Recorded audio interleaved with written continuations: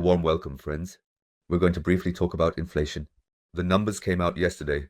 Then we'll talk a bit about Bitcoin or the general crypto market. How much further things can go up. And when we might just be getting too overheated. I'll back this up for you, with charts that definitely show this as well. Yesterday we had inflation figures, and they are better than expected. That's a very good sign, because it means we're getting closer and closer to 2%. 2% inflation is the goal. If we reach 2% inflation, then the Federal Reserve will start printing money again. And that's so important. Nevertheless, we won't see a rate cut at the next FOMC meeting. That's already fully priced in here. It looks like rate cuts will still take a little while, either July or more likely September. That's when we'll probably see the first rate cuts. The good thing is we can still go up even without a rate cut, because the market prices it in ahead of time. Don't forget, this week will be volatile. Some quarterly earnings from different companies will be released. Tomorrow, retail sales figures for April will also be published. Tomorrow, there will also be a speech by Jerome Powell, and the PPI inflation data for April will be released. And as I said, around 20% of S&P 500 companies will publish their quarterly results this week. It will be interesting, and from this we might already be able to see how things will develop with inflation and whether or not there will be a rate cut. It's interesting that Trump already announced yesterday that the markets will rise significantly higher, which is actually good, because the last time Trump said, buy now, it's a good time to buy, he signaled the bottom in the S&P 500, and we've only gone up since then. So maybe Trump knows a bit more here. And it's likely that in the coming days and weeks, Trump will continue to push the market, probably by dropping some tariffs or something like that. He surely knows what he's doing behind the scenes. And right now we're kind of stagnating or correcting a bit. And now some people are already complaining again about this rally. Guys, we just had a 42% surge in Bitcoin out of nowhere. Now we correct by 5% and people are already whining again. That really doesn't work. Relax a little. It can't just go straight up all the time. But now let's talk about how high could it actually go in the next few weeks. Because as I said, there's still a chance of a summer slump. Of course, it doesn't have to happen. But this date here is going to be interesting, the 6th of July, because that's when the 90-day tariff pause ends. And it's possible that Trump might act up a bit again, push the markets down, and then we could see the year-end rally.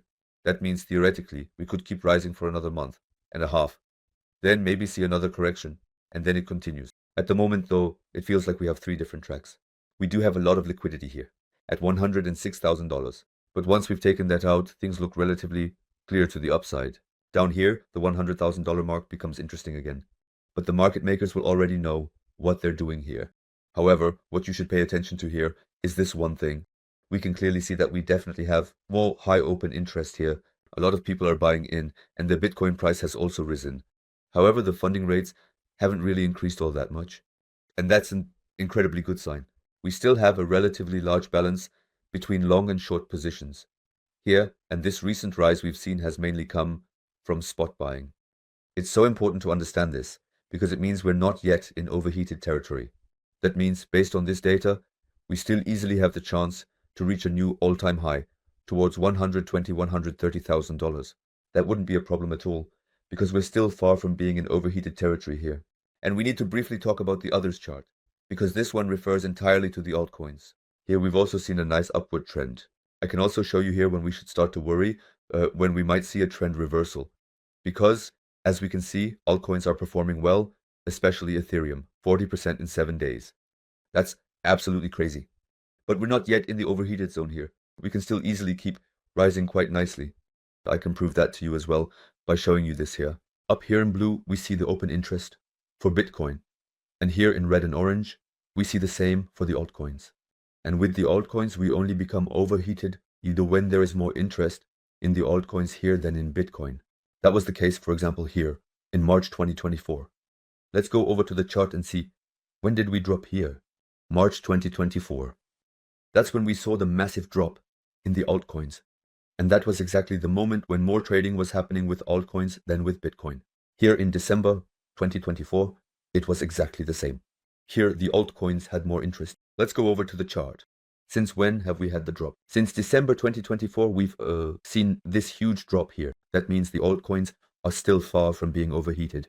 We still have good potential with the altcoins. However, this potential disappears if we see more interest in altcoins here than in Bitcoin.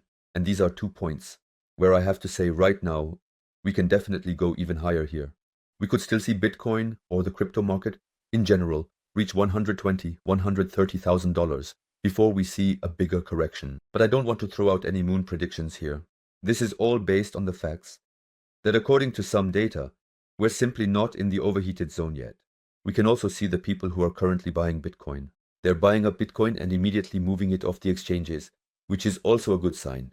We can also see from this chart that whales, those holding 1,000 or 10,000 Bitcoins, are still buying aggressively. They're really buying in large amounts here. And only the small investors are either sleeping right now or selling. So the smart money is busily accumulating while retail is asleep. We can also see this from this data. These are whales with over 100 Bitcoins. Take a look at this. They have been steadily accumulating over the past few months. Now let's look at Bitcoin addresses that don't even hold 1 Bitcoin. And here we can clearly see that these are the people who have been more likely to sell. Retail investors once again exited during the crash, while the big players have continued to accumulate over the past few months. This is of course also confirmed by the ETF inflows, which are really massive. By now we also have the company, 21.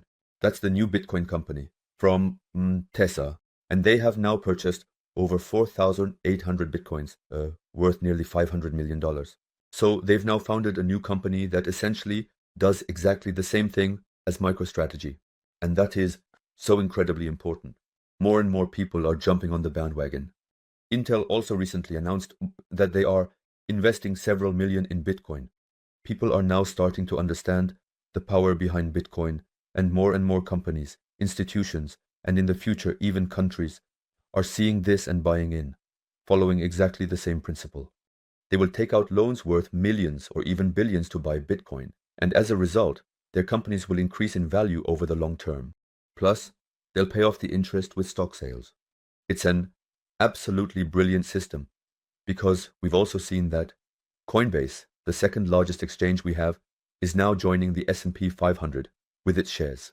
We're becoming more and more mainstream, but retail investors are still sleeping on it. Things are happening in the background that are incredibly positive, but the masses are missing out once again. And that's just how it is. Whether we see a small summer correction or not hardly matters at all.